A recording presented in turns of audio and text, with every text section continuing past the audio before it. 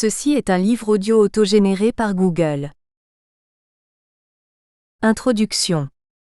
En 2010, le film The Social Network met à l'écran la vie du fondateur de Facebook, Mark Zuckerberg. Début février 2016, le film Steve Jobs, éponyme du cofondateur de la marque Apple, sort dans les salles de cinéma. Ces hommes, symboles de la réussite sociale du monde numérique, sont les témoins d'une société qui change, notamment avec la percée mondiale des nouvelles technologies dans notre quotidien. L'informatique, Internet, les objets connectés, la domotique, les tablettes numériques et les téléphones portables appelés aujourd'hui les smartphones participent à l'évolution de notre environnement social.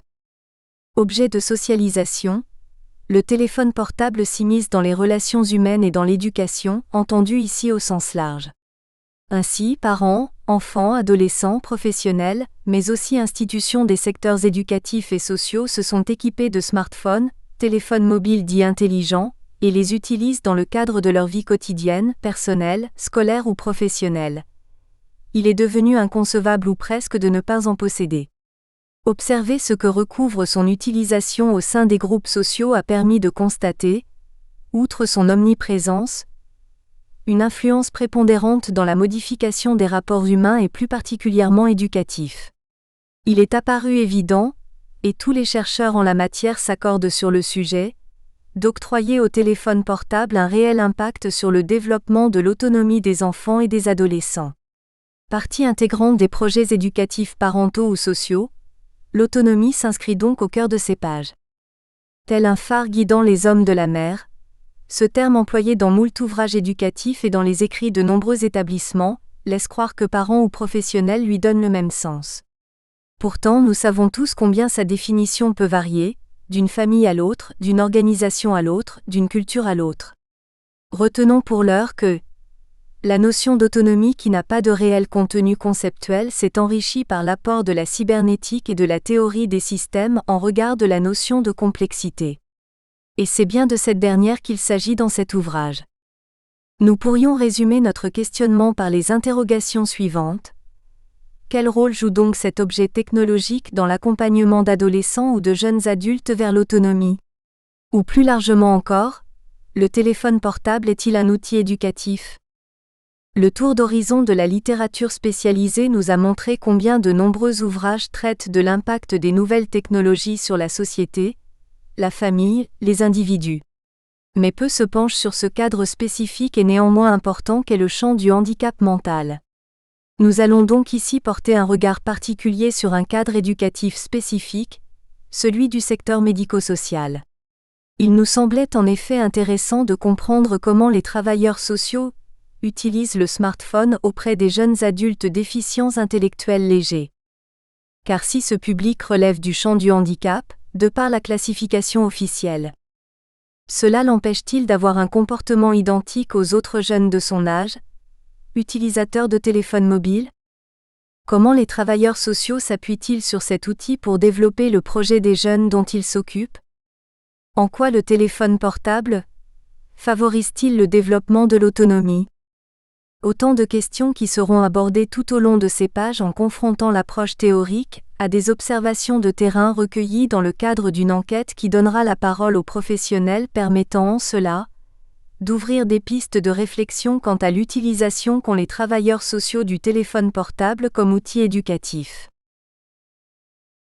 La téléphonie mobile, d'hier à aujourd'hui. Le premier réseau commercial de téléphonie mobile en France voit le jour en 1956. Issu d'applications militaires, il équipe certaines voitures de luxe et nécessite d'être relié à la batterie du véhicule. Dans le film, Le Corneau avec Bourvil et Louis de Funès, réalisé en 1964 par Gérard Houry, un téléphone mobile de ce type équipe la Cadillac que l'on voit tout au long du film. Le téléphone mobile est en lien avec un réseau manuel, nécessitant l'intervention d'une opératrice. Le téléphone est très dépouillé. Un combiné repose sur une base, laquelle comprend un interrupteur de mise en service et deux voyants, un vert et un rouge. Lorsqu'un abonné prend la ligne, tous les autres postes voient leur voyant rouge s'allumer. Passer un appel leur est alors impossible. L'abonné ayant pris la ligne demande le numéro de son correspondant à l'opératrice, laquelle s'occupe d'appeler le destinataire et de mettre en relation les deux interlocuteurs. À la fin de l'appel, le raccroché libère le canal radio et tous les abonnés au service voient le voyant vert s'allumer. Il est alors possible de téléphoner. Le prix d'un tel équipement, le coût des appels, la complexité, la limite de portée du réseau hertzien réservent ce service à un très petit nombre.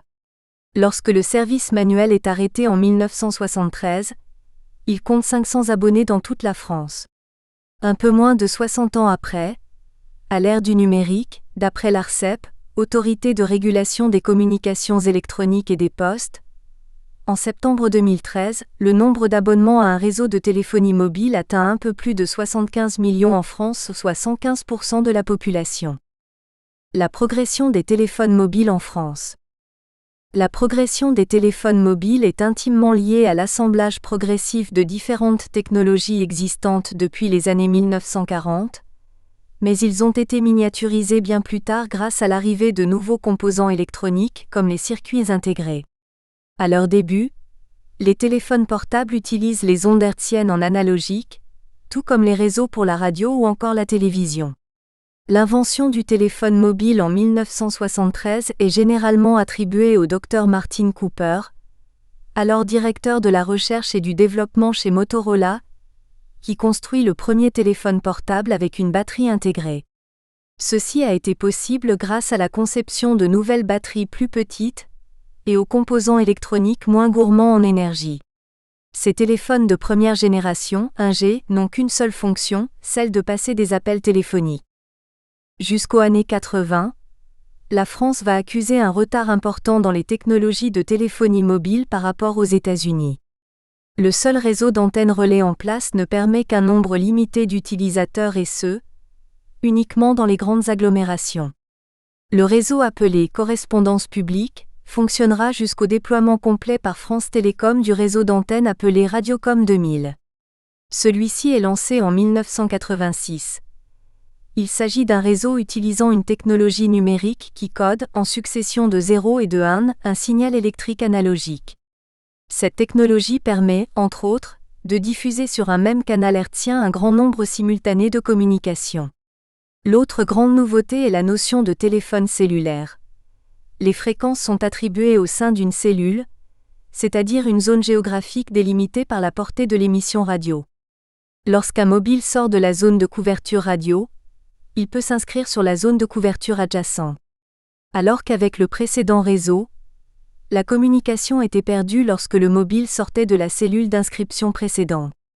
Ce réseau a pour vocation de couvrir la totalité du territoire français, y compris les zones à faible population. En 1987, la concurrence est ouverte. La Générale des Eaux crée SFR, Société française de radiotéléphonie. On peut ici faire un parallèle avec les débuts de l'informatique, car c'est aussi dans les années 80 que l'on voit apparaître les premiers micro-ordinateurs. Ces derniers sont encore peu accessibles au grand public et ne concernent qu'une minorité de passionnés dans ce domaine. À partir des années 90, plusieurs nouvelles technologies voient le jour. Avec l'arrivée de la norme GSM, historiquement Groupe Spécial Mobile, puis Global System for Mobile Communication, la deuxième génération de la téléphonie mobile, 2G, permettant un débit de données plus élevé voit le jour. En 1991, parallèlement à cette nouvelle technologie naissante, France Télécom commercialise son téléphone Bebop, qui a la particularité d'être très peu encombrant. Ce terminal téléphonique doit être proche d'une borne pour pouvoir fonctionner. Principalement développé dans les grandes villes entre 1991 et 1996, le Bebop n'a pas connu le succès escompté, car il était de plus en plus concurrencé par le téléphone mobile GSM, 2G, miniaturisé et dont le réseau d'antennes relais était de plus en plus déployé sur le territoire. La norme GSM introduit également le SMS, Short Message Service, en 1992. Destiné dans un premier temps aux malentendants, son succès est totalement inattendu pour les opérateurs de téléphonie mobile. En 1996, l'opérateur Bouygues Telecom arrive sur le marché. Il est le premier à proposer un système de forfait qui entraînera une baisse des prix. En 1997 apparaissent les cartes prépayées. C'est dans ces mêmes années qu'Internet commence à se démocratiser en France, avec son lot d'applications de communication en ligne. Le Minitel disparaît, largement remplacé par des sites Internet qui deviennent incontournables pour les organisations désirant présenter une vitrine de leurs activités. Des outils de communication voient le jour, les courriels, les forums de communication thématique, les premiers réseaux sociaux communautaires. Les ingrédients technologiques sont présents et vont donner naissance à un marché de la téléphonie mobile multifonction, destiné au grand public. Alors que l'on comptait tout juste 1 million d'abonnés GSM en janvier 1996, on en trouvait 2,3 millions un an plus tard, puis 6 millions en janvier 1998, 11,5 millions en janvier 1999, 22 millions en janvier 2000 et enfin 30 millions en janvier 2001. C'est dans les années 2000 qu'apparaissent les premiers téléphones mobiles ayant d'autres fonctions que celles de passer des appels téléphoniques ou des SMS.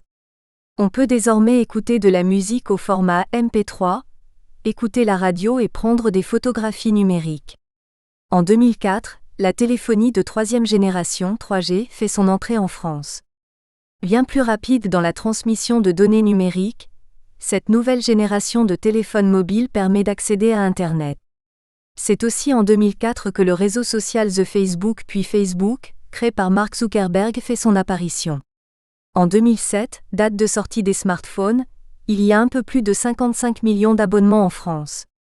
Les smartphones combinent de multiples technologies permettant de nombreuses fonctionnalités. Équipés d'un système d'exploitation ainsi que de multiples capteurs, ces appareils sont assimilés à des micro-ordinateurs faisant apparaître des possibilités infinies d'applications dédiées aux nouvelles technologies de l'information et de la communication, NTIC. Avec plus de 75 millions d'abonnements relevés en France sur l'année 2013, le téléphone mobile est devenu un bien de consommation courant. George Orwell, dans son livre 1984, décrit une société imaginaire où Big Brother contrôle tous nos faits et gestes. En 2014, les téléphones mobiles intelligents fournissent des informations appelées Big Data collectées par des fournisseurs de services comme Google Copyright sur nos centres d'intérêt, à travers les pages Internet consultées sur les téléphones portables, les lieux que nous fréquentons, grâce à la puce GPS intégrée au smartphone. Lorsque la technologie Bluetooth est activée et que nous passons à côté de bornes publicitaires, des messages commerciaux ciblés sont directement affichés sur les écrans des téléphones.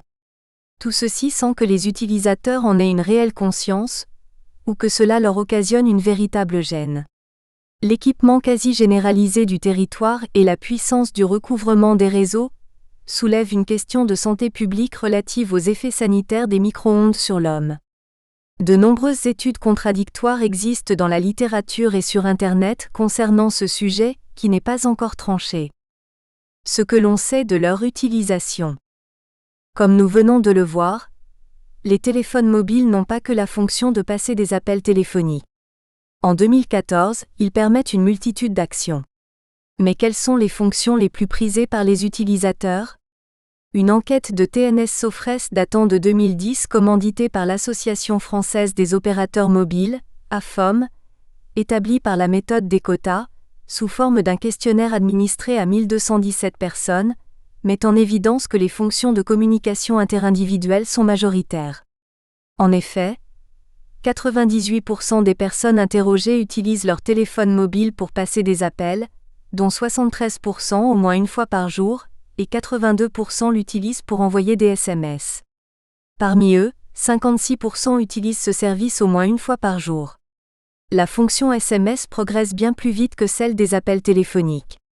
Il est important de noter que cette enquête révèle des comportements différents pour la tranche des plus de 60 ans et celle des moins de 18 ans. Si toutes les classes d'âge sont concernées par un usage majoritaire des fonctions de communication de leur appareil, les plus de 60 ans l'utilisent de manière bien plus modérée. 46% passent des appels téléphoniques et 16% seulement des textos. Les moins de 18 ans se distinguent par leur préférence pour les SMS. 91% déclarent en écrire quotidiennement alors qu'ils sont 74% à téléphoner à la même fréquence. Les fonctions multimédia mobiles arrivent en seconde position. Mais il faut distinguer les fonctions images, faire et envoyer des photographies et des vidéos, et les fonctions audio, écouter de la musique enregistrée ou la radio. Si les premières sont bien répandues, 64% des utilisateurs prennent des photos, essentiellement les moins de 60 ans. La fréquence de cette utilisation a peu progressé depuis 2005, de 16% à 21%.